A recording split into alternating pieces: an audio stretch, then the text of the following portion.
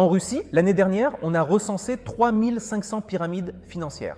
Et ce ne sont que celles que la Banque centrale a identifiées. Rien que pour la première moitié de l'année dernière, 1000 nouveaux schémas sont apparus. À cause d'eux, les Russes perdent jusqu'à 15 milliards de roubles par an. Tout le monde a entendu parler de MMM, mais tout le monde n'a pas tiré les leçons de cette histoire, même si cette pyramide est bel et bien devenue un véritable phénomène culturel.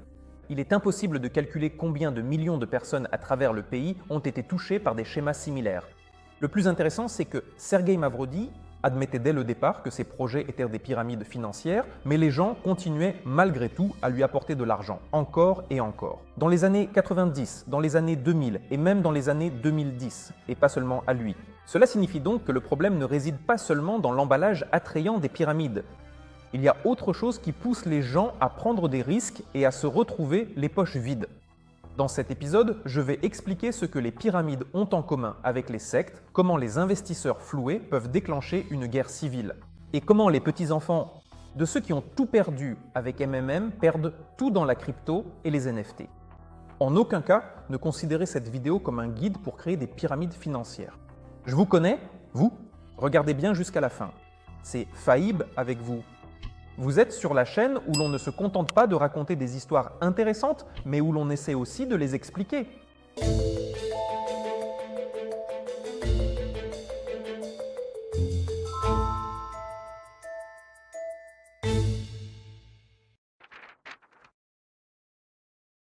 L'axiome de base de tout investissement est la suivante. Plus le profit est élevé, plus le risque l'est aussi. Vous pouvez placer votre argent sur un dépôt bancaire et obtenir un rendement qui, au mieux, couvrira l'inflation. Mais si la banque est grande, vous ne risquez pratiquement pas de perdre votre argent. Et si vous n'avez pas plus d'argent que ça, 1 400 000 de roubles, et si vous les déposez dans une banque russe, ils seront même assurés par l'État. Ce faible rendement ne vous convient pas? Pas de problème, il y a les obligations. Les grandes entreprises fiables vous permettront de gagner quelques pourcents de plus et vous réussirez au moins à dépasser l'inflation. C'est encore trop peu? Eh bien, dans ce cas, vous pouvez essayer de trader des actions ou d'acheter les mêmes obligations, mais émises par de petites entreprises en développement, ce qu'on appelle les obligations à haut rendement, VDO. Cela vous donnera la possibilité de gagner déjà des dizaines de pourcents par an. Mais ici, votre protection est déjà bien moindre.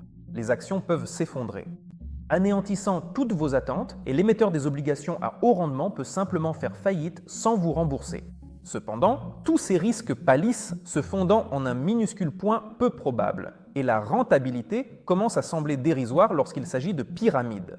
Les pyramides promettent toujours à leurs participants des gains bien supérieurs à ceux du marché. L'auteur du plus grand schéma de ce type, Bernie Madoff, versait à ses clients 10% par an. Cela peut sembler peu pour une pyramide, mais c'est un pourcentage très correct pour le marché américain de l'époque, avec un taux d'intérêt proche de 0. Les pyramides russes, elles, sont encore plus généreuses. À titre de comparaison, Mavrodi ou ses dignes successeurs de Finico promettaient jusqu'à 1000%. Cela devrait pourtant mettre la puce à l'oreille. Oui, bien sûr. Il y a ici un point important. Ce que nous avons l'habitude d'appeler des pyramides se divise en deux schémas criminels différents. Le premier s'appelle le schéma de Ponzi. C'est lorsque l'organisation attire constamment de nouveaux investisseurs et utilise leur argent pour payer les intérêts des anciens investisseurs. C'est pour éviter qu'ils ne s'enfuient et ne fassent fuir les nouveaux poissons naïfs. Au final, les participants ont l'impression que le mécanisme fonctionne vraiment et qu'il n'y a pas de risque particulier. Petya voit que Vassia a reçu des milliers de pourcents et pense qu'il va forcément les obtenir aussi. L'autre format, ce sont les schémas pyramidaux. Ici, pour gagner de l'argent, il faut d'abord verser un droit d'entrée, puis convaincre quelques amis crédules de faire la même chose. Les tout premiers clients peuvent gagner beaucoup d'argent, mais ils sont très peu nombreux. Plus une personne rejoint la pyramide tard, plus elle risque de tout perdre. Le problème, c'est qu'aucun de ces schémas ne peut fonctionner indéfiniment. Le point de non-retour arrive lorsqu'il n'y a plus de personnes souhaitant rejoindre la pyramide. Tôt ou tard, cela arrive, ce qui signifie que la source d'argent s'épuise également. Dans le cas des schémas de Ponzi, les investisseurs arrivés trop tard n'ont tout simplement nulle part où recevoir leurs intérêts. Personne de nouveau n'est venu après eux pour leur garantir des profits mirobolants. Dans le cas des systèmes pyramidaux, l'effondrement est inévitable à cause de simples calculs mathématiques. Imaginez une pyramide où chaque participant doit amener, disons, 6 de ses connaissances. Au sommet, nous avons le fondateur, au niveau en dessous, ses 6 amis, et encore en dessous, déjà 36 heureux élus. On a l'impression que le nombre augmente si lentement que cela pourrait durer indéfiniment. Mais au 7e niveau, le schéma implique déjà 280 000 personnes. Au 12e niveau, il y a plus de 2 milliards de personnes et un 13e niveau ne peut tout simplement pas exister physiquement. Il n'y a tout simplement pas encore beaucoup de monde sur la planète. Il est plus facile de reconnaître une telle pyramide qu'un système de Ponzi. Personne n'admettra qu'il compte vous rembourser avec l'argent de ceux qui sont moins fortunés que vous. Au fait, pourquoi ça s'appelle comme ça? Ponzi. Il s'agit du nom d'un homme d'affaires américain qui, pourrait-on dire, a lancé la mode de ce type de fraude. Il y a 100 ans, il faisait semblant de vendre au gouvernement américain des timbres achetés à crédit en Europe. En réalité, il attirait simplement de plus en plus d'investisseurs car il était impossible d'acheminer la quantité de timbres annoncés par bateau. Pour rembourser ses 15 000 déposants, il aurait dû remplir de timbres, du bas en haut, plusieurs paquebots, de la taille du Titanic. Mais cela n'inquiétait personne. Des grands hommes d'affaires aux jeunes vendeurs de journaux, même son propre beau-frère, tout le monde est tombé dans le piège de Ponzi. Il était tellement désespéré qu'il est littéralement entré dans une cage avec un tigre. Même les 3/4 des policiers de Boston ont investi dans son affaire douteuse. Mais même si le système porte son nom, ce n'est pas lui qui l'a inventé. Ponzi s'est inspiré d'un autre escroc, William Miller, qui faisait à peu près la même chose quelques dizaines d'années avant lui. Les premières pyramides ont été inventées dans la seconde moitié du 19e siècle, et ce sont deux femmes qui en sont à l'origine. L'actrice allemande Adele Spitzeder et l'américaine Sarah Howe, chacune de leur côté. On trouve aussi une histoire similaire sur des escrocs américains dans le roman satirique de Dickens, Martin Chuzzlewit. Et cela nous ramène presque à cette époque, celle de Pouchkine. Les escrocs modernes agissent selon des schémas bien rodés. La méthode est parfaitement rodée, et si elle nécessite des ajustements, c'est uniquement en tenant compte des technologies numériques et de la rapidité de prise de décision. Tout le reste a presque pas changé. D'autant plus que la psychologie des pyramides fonctionne infailliblement. Et c'est ce qui est le plus intéressant dans notre sujet sur les pyramides. Les pyramides ressemblent à des sectes. Comme on dit dans ce genre de situation, l'entrée, 1 rouble, la sortie, 2. Elles se ressemblent aussi dans la façon dont les gens vénèrent quelqu'un.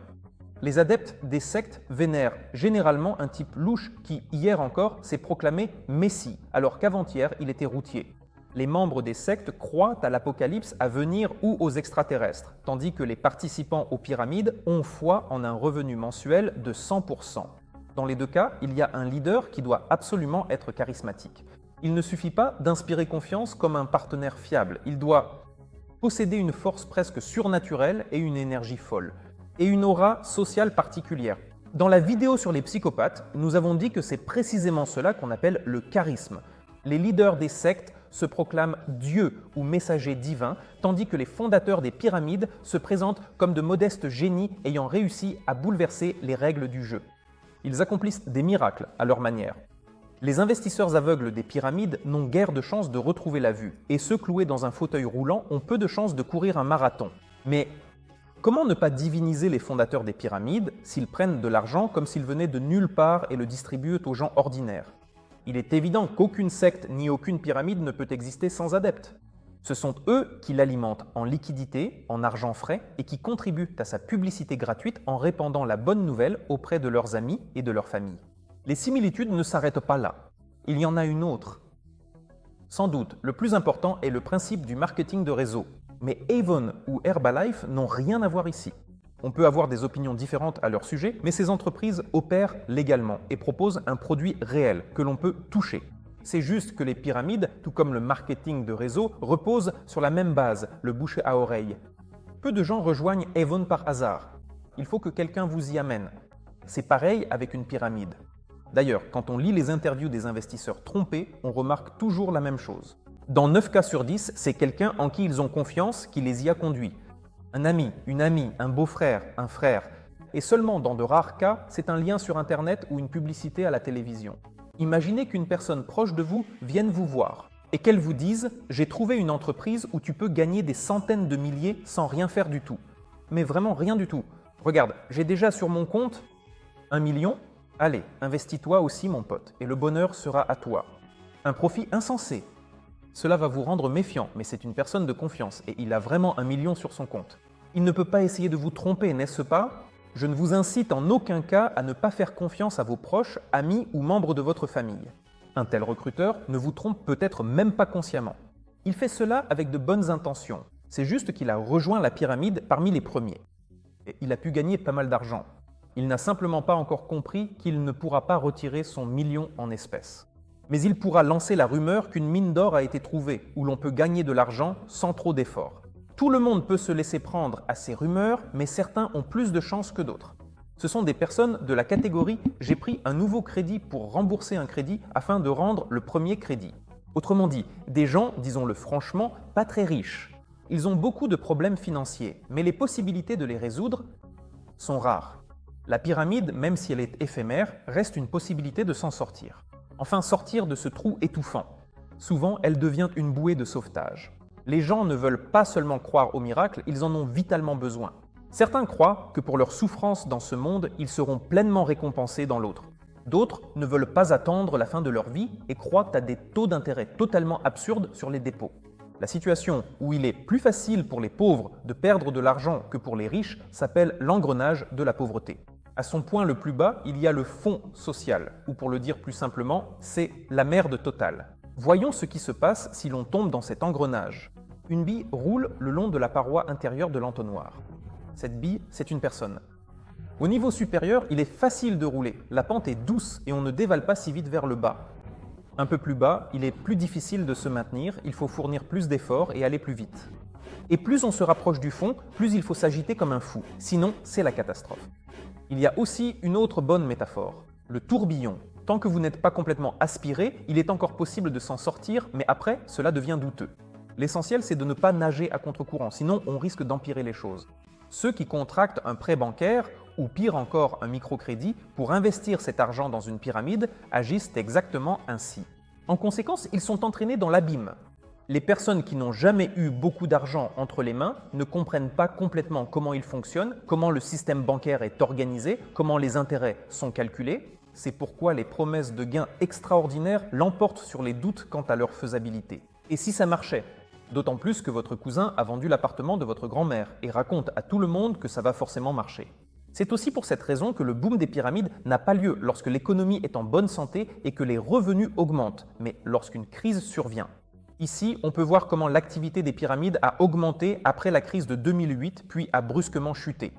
Les crises engendrent la pauvreté, ce qui fertilise donc le terrain pour de tels schémas. Mais même les riches y laissent des plumes. Attirer des victimes plus aisées, c'est plutôt le domaine des schémas de Ponzi. Vous vous souvenez de la différence avec les pyramides classiques? Ce sont des investisseurs qui y participent. De tels schémas fonctionnent le plus souvent comme des fonds d'investissement et d'autres organisations similaires. Le mot clé, c'est « comme ». Les fonds légitimes n'apprécient pas vraiment cette confusion. En 2008, lorsque toutes les bourses se sont effondrées, le schéma de l'homme d'affaires américain et escroc très prospère Bernard Madoff s'est également écroulé. En général, les pyramides ne durent que quelques mois, au mieux 1 ou 2 ans. L'entreprise de Madoff a existé pendant 4 décennies. Durant cette période, elle a causé aux acteurs du marché des pertes de près de 65 milliards de dollars. Un résultat qu'il est fort probable que personne ne parviendra jamais à dépasser. Et pourtant, son fondateur ne collectait pas 50 cents auprès de millions de simples Américains et ne les félicitait pas à Noël. En veste framboise à la place du président. Une grande partie de l'argent collecté provenait de seulement 12 entreprises. La seule grande banque espagnole Santander lui a rapporté environ 3 milliards. L'escroquerie de Madoff était si vaste et célèbre qu'elle a sapé la confiance dans l'ensemble du système bancaire américain. Selon les sondages, dans les États où réside la majorité des victimes de Madoff, la confiance envers les banques est plus faible. Sa pyramide a connu un tel succès non seulement grâce à un taux relativement bas qui réduisait la perception du risque. Ce n'est pas seulement à cause de documents habilement rédigés. Et ce n'est même pas parce que Madoff était le président de la célèbre bourse Nasdaq. C'est plus simple que ça. Presque personne ne comprend vraiment comment fonctionnent les fonds d'investissement. Même les entreprises valant des milliards qui leur confient leur argent ne le comprennent pas. De nombreux fonds ont des opérations extrêmement opaques. Et pour comprendre qu'il y a quelque chose qui cloche, il faut soit être un auditeur externe, soit un voyant. Et c'est là que ça devient le plus intéressant. L'empire de Madoff ne se distinguait pas de nombreuses structures financières légales. Elles aussi fonctionnaient de manière obscure et généraient de bons profits. En 2008, la bulle a éclaté, les schémas ont cessé de fonctionner et un grand nombre d'investisseurs ont perdu leur argent. En fait, la société de Madoff ne se distinguait des autres fonds d'investissement que par une comptabilité grise. Pas tous, je le souligne, mais beaucoup, et que ce soit dans le cas d'une pyramide de Ponzi ou d'une bulle tout à fait légale, ce sont les premiers investisseurs qui profitent de l'argent. De ceux qui ont investi plus tard. Avec les crypto-monnaies, c'est encore plus amusant. En 10 ans, la valeur du Bitcoin a augmenté d'environ 500 000 fois. Depuis, elle a chuté de 3 fois et demi. Beaucoup sont devenus millionnaires grâce au Bitcoin, tandis que d'autres ont tout perdu. C'est à peu près la même histoire avec une autre crypto-monnaie, le Dogecoin, que promouvait Elon Musk il n'y a pas si longtemps avant de se passionner pour la restauration du compte de Trump sur Twitter. Il existe énormément de crypto-monnaies et c'est presque dommage que Mavrodi ne soit pas resté en vie jusqu'à leur apogée. Il n'était pas le seul à lancer sa propre monnaie, de nombreuses célébrités occidentales ont fait la même chose. Ça se fait comme ça. Tout d'abord, un personnage célèbre annonce à tous que les échanges de sa crypto-monnaie sont sur le point de commencer. Achetez vite, je vous aime, vous êtes les meilleurs. Et allez, investissez rapidement. Les fans achètent non seulement pour le profit potentiel, mais surtout pour faire plaisir à leur idole. Idole ? Ils collectent allègrement l'argent de tout le monde, la demande est forte, le prix de la pièce augmente, mais un beau jour, le tapis se dérobe sous les pieds des investisseurs. Les célébrités se débarrassent de leur crypto-monnaie et leurs détenteurs se retrouvent sans rien. Le prix chute instantanément à presque zéro. Il n'y a plus personne disposé à acheter une monnaie sans valeur. Il ne reste plus rien pour stimuler la demande. Ce sont des pyramides. Ou pas ? La question est plutôt rhétorique, d'autant plus que certains auteurs de ces schémas font l'objet d'enquêtes, tandis que d'autres s'en sortent indemnes. Regardez comment la monnaie Luna s'est effondrée. Là, en réalité, ce n'est pas une star qui est en cause, mais un informaticien audacieux qui est toujours en fuite. Mais le principe reste le même. Regardez le graphique de la valeur. Il ne s'interrompt pas. C'est juste qu'à un moment donné, Luna a perdu de la valeur, environ 450 000 fois. Cet effondrement a coûté des centaines de milliards de dollars au marché. Après cette monnaie, d'autres se sont également dépréciés. Et d'autres aussi, car les gens se sont précipités pour retirer leur argent des plateformes d'échange de crypto-monnaies. Le récent cas retentissant de la plateforme d'échange de crypto-monnaies FTX, c'est du même ordre. Elle valait 32 milliards de dollars. Environ 10 milliards se sont tout simplement volatilisés. La plateforme n'a pas encore été reconnue comme un système de Ponzi, mais certains analystes affirment que c'en est un. Il y a de la grande politique américaine impliquée, mais nous n'en parlerons pas maintenant. Mais que se passe-t-il si la politique est directement liée aux pyramides? Et si leurs fondateurs n'avaient même pas simplement pas peur de l'État? Mais en plus, ils profitent tranquillement de ces possibilités. C'est ce qui s'est passé en Albanie dans les années 90. Ce pays, comme beaucoup d'autres pays des Balkans, traversait une période de transition économique et politique et essayait d'adopter le capitalisme. Et là où les institutions normales ne fonctionnent pas, les pyramides, elles, fonctionnent très bien. Nous, au moins, nous le savons bien. En Albanie, elles ont commencé à se multiplier en même temps qu'en Russie, en 1991. En 1997, il y en avait déjà 25. Les politiciens locaux participaient activement à tout cela.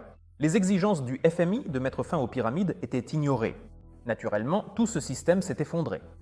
En 6 ans, les 2 tiers de la population albanaise y avaient investi. Et la dette totale a atteint près d'1,5 milliard de dollars, soit plus de la moitié du PIB du pays. Et cela avec un salaire de l'époque de 80 dollars par mois. Les premières manifestations violentes ont éclaté une semaine après l'effondrement. Des pyramides. Des grèves et des arrêts de travail ont eu lieu dès le mois suivant. Une semaine plus tard, a commencé de facto une guerre civile qui a fait 2000 morts. Un autre résultat de ces événements a été le pillage des entrepôts d'armes et leur transfert vers le Kosovo, où les opposants armés de Slobodan Milošević les attendaient impatiemment. Et tout a commencé à cause des pyramides. Il est évident que la déception des déposants n'était qu'un prétexte au trouble et non la véritable cause. Une situation similaire s'est produite en Haïti en 2001. Là-bas, la population a perdu 240 millions de dollars, soit 60% du budget haïtien. Mais là-bas, il n'y a pas eu de guerre. Peut-être parce que le gouvernement n'a pas participé aux pyramides. Regardez la diversité des scénarios, mais le contenu est toujours le même. Une recette vieille de 150 ans. Elle fonctionne parfaitement. Tant qu'elle donne le résultat attendu, les gens se laissent prendre. La façade n'a pas d'importance, même s'il existe des cas totalement sans scrupules. Par exemple, une pyramide ne fonctionnait qu'avec les paroissiens d'une église et se faisait passer pour un centre de lutte contre le cancer. Une autre prétendait assurer la vie et la santé de patients atteints du VIH. Et toutes ont réussi à attirer des dizaines de millions de dollars. Mais elles ne tiennent même pas la comparaison avec la pyramide la plus célèbre de Russie. Nous avons de quoi être fiers. Vous attendiez ça. à propos de la manière dont cela a été organisé et de l'endroit où Mavrodi l'a caché. Des milliers de vidéos, de films et de reportages ont été réalisés grâce à l'argent des investisseurs. Essayons plutôt de comprendre pourquoi tant de gens y ont investi. Et puis encore une fois, c'est vraiment un cas unique qu'une pyramide, avec le même fondateur et le même nom, ait réussi à collecter autant d'argent à chaque fois. La première raison est assez évidente. Comme je l'ai déjà dit, les crises engendrent la pauvreté et les pauvres construisent des pyramides. MMM a suivi la voie de Ponzi en 1994. La Russie vivait sur les ruines de l'économie soviétique. Avec les carnets de rationnement, on pouvait allumer le poêle à la datcha, et c'est là que le sauveur Mavrodi est arrivé avec ses actions et ses billets MMM. Pourquoi on lui a cru à l'époque, c'est aussi compréhensible. Si beaucoup ne comprennent toujours pas comment fonctionne l'argent, alors en URSS, seuls quelques spécialistes triés sur le volet avaient entendu parler de l'économie de marché. Et ce sont eux qui ont ensuite essayé de la construire ici. En 92, les prix ont été libérés et une terrible inflation s'est produite. 2508%. Si en un mois, le prix du pain a été multiplié par 25, alors pourquoi moi, une personne ordinaire, je ne pourrais pas obtenir, au moins 1000% par an? Comment exactement il comptait maintenir un tel rendement, Mavrodi ne le disait à personne à l'époque. Et les gens simples ne posaient même pas la question. Même s'il avait inventé une excuse complètement farfelue, on l'aurait cru. À l'époque, le peuple n'avait tout simplement pas l'expertise pour douter. D'autant plus que le fondateur de MMM était un brillant marketeur. Le positionnement de Mavrodi était irréprochable. Le défenseur des Russes ordinaires. Je rappelle qu'en parallèle à l'inflation, la privatisation par bons battait son plein à cette époque. Ce n'était pas non plus un processus très clair et transparent pour la personne ordinaire. Beaucoup s'y sont aussi brûlés les ailes. C'est pourquoi, sur fond de gouvernement, de business et de bandits, Mavrodi apparaissait vraiment comme un ange qui défendait le peuple et leur proposait de gagner de l'argent pour contrarier tous les gens malhonnêtes. D'autant plus qu'il avait toujours l'air d'être votre voisin de palier, un peu froissé, maladroit, avec ses énormes lunettes, sans discours bien rodé. Ce n'est pas ainsi que les gens s'imaginaient un milliardaire. Quand les forces de l'ordre sont venues lui rendre visite, ils n'ont trouvé là qu'un lit, une table, des bibliothèques, 4 aquariums et Sergueï Panteleyevitch Mavrodi en survêtement. Cela a permis de convaincre les gens ordinaires qu'ils dépensaient l'argent collecté par MMM, comme Yuri Detochkin, pour le bien commun. Où sont réellement passés les fameux 17 camions Kamaz remplis de liquide, personne ne le dit encore aujourd'hui. Mais il est vrai que le grand combinard n'achetait ni yachts ni palais. Mavrodi utilisait des images absolument inimitables pour promouvoir MMM. Rien que le personnage de Lenia Golubkov avec son « Je ne suis pas un profiteur, je suis un partenaire » en dit long. Je ne suis pas un profiteur, je suis un partenaire. Dans l'un des spots, on voyait même Victoria Ruffo, qui jouait le rôle principal dans le très populaire feuilleton mexicain de l'époque, Simplement Maria. La publicité ne se limitait pas à la télévision. Ceux qui vivaient à Moscou à l'époque le savent, ou s'en souviennent sûrement. La journée de transport gratuit dans le métro, également sponsorisée par MMM. Mais c'était en 1991, à l'époque où ce n'était encore qu'une simple coopérative. En 1994, Mavrodi a financé la fête de la ville à Moscou, et l'année précédente, il avait souhaité la bonne année aux Russes. Quelques minutes avant minuit. Selon une version, c'est à partir de sa veste framboise qu'est née la mode particulière des nouveaux Russes. MMM n'a pas de problème. On aimerait qu'il n'y en ait pas non plus cette année, et pour vous non plus. Le succès de MMM a inspiré d'autres compatriotes entreprenants à créer leur propre pyramide, mais personne n'a réussi à surpasser Mavrodi. La première moitié des années 90 a été une période dorée pour de tels schémas. Ensuite, l'État s'est aussi intéressé au marché financier et l'économie a commencé à croître tant bien que mal. Mais les concurrents de Mavrodi étaient tous triés sur le volet. Par exemple, la société Tibet versait pendant un certain temps aux investisseurs une rentabilité de 30% par mois. Il y avait tellement de personnes désireuses d'investir dans une entreprise prometteuse qu'au début, la comptabilité ne pouvait tout simplement pas faire face à l'afflux de liquidités. Tibet fonctionnait de manière relativement compétente parce que, au moins, ils essayaient de mener une véritable activité économique. Ils investissaient l'argent des investisseurs dans l'immobilier et la production. Certains expliquaient même le succès par les capacités extrasensorielles du fondateur de l'entreprise, Vladimir Dryamov. Le fait demeure, ils ont réussi à soutirer de l'argent à 200 000 personnes pour un montant d'environ 3 500 000 $. Moins de personnes ont souffert à cause de Charo-Bank, mais parmi elles se trouvaient Lyudmila Gurchenko, Yossif Kobzon et Mikhail Jvanetsky. Et la maison russe de Selinga a attiré jusqu'à 600 millions de $, et cela alors qu'il fallait investir ses propres biens. Regardez la publicité qu'il diffusait alors lors du réveillon sur la première chaîne. Rendit Léontiev, la Russie est riche, et elle deviendra encore plus riche. Il est intéressant de noter que toutes ces combines se sont effondrées en même temps que MMM en 1997. Des pyramides étaient construites sur tout le territoire de l'ex-Union, mais les plus grandes étaient en Russie. La biélorusse, l'ukrainienne et... Les marchés kazakhs étaient plus petits et il était donc aussi beaucoup moins possible d'y gagner de l'argent. En plus des anciennes républiques soviétiques, les schémas nationaux étaient exportés vers des pays d'Afrique, d'Asie du Sud-Est et même d'Amérique du Sud. Le principal exportateur était MMM, dont les filiales se développaient encore il y a à peine 5 ans au Nigeria, au Ghana, au Pérou et même en Thaïlande. Elles utilisaient partout les conditions locales favorables. Une législation souple, la corruption, et une large couche de population pauvre et naïve. Les pays en développement sont une véritable serre pour les pyramides. Mais nous nous souvenons aussi de MMM 2011 et de Finico. Les schémas frauduleux dépouillaient tranquillement les Russes, même pendant les années relativement prospères. On pourrait penser que les procès contre les fondateurs et que des millions de déposants trompés devraient impressionner et dissuader d'investir dans toutes sortes de schémas douteux. Mais des moyens de contourner ce blocage apparaissent quand même. Sergueï Pantelievitch Mavrodi accusait l'État de l'échec de sa pyramide. Et si l'on regarde la séquence des événements, la MMM originale s'est effondrée parce que les forces de l'ordre ont commencé à enquêter sur ses activités. Si personne n'avait rien entrepris, elle n'aurait pas tenu beaucoup plus longtemps. Mais certains investisseurs et fans de Sergueï Pantelievitch ont eu l'impression que le système fonctionnait et que l'État sournois l'a fait capoter. Au milieu des années 90, il y a eu à plusieurs reprises des manifestations appelant à laisser Mavrodi tranquille. Ces mêmes personnes venaient à son procès et exigeaient la libération immédiate du fondateur de MMM. Les pyramides qu'il a inventées après avoir purgé sa peine n'ont pas laissé un tel héritage. Mais beaucoup considèrent Mavrodi non pas comme un escroc, mais comme un bienfaiteur. D'ailleurs, à propos de son séjour en prison, si vous êtes sûr d'avoir déjà tout vu sur YouTube et que vous cherchez de nouvelles sensations fortes, vous pouvez consacrer 8,5 heures de votre vie à regarder les souvenirs de prison de Mavrodi qui sont en accès libre. En général, la confiance envers les institutions publiques et politiques en Russie est si faible qu'il en résulte quelque chose d'étrange. Au lieu de ne faire confiance à personne, les Russes font confiance à toutes sortes d'aventuriers. Apparemment, la logique est la suivante. Puisque tout le monde essaie de me tromper, je vais aller vers ceux qui promettent le plus gros gain. C'est la première raison de l'éternelle jeunesse des pyramides. La deuxième, c'est le changement constant d'apparence. Les pyramides peuvent prendre n'importe quelle forme. Certains se font passer pour des organisations caritatives, d'autres pour des fonds d'investissement, d'autres encore se présentent comme des formations en business. La liste peut continuer à l'infini.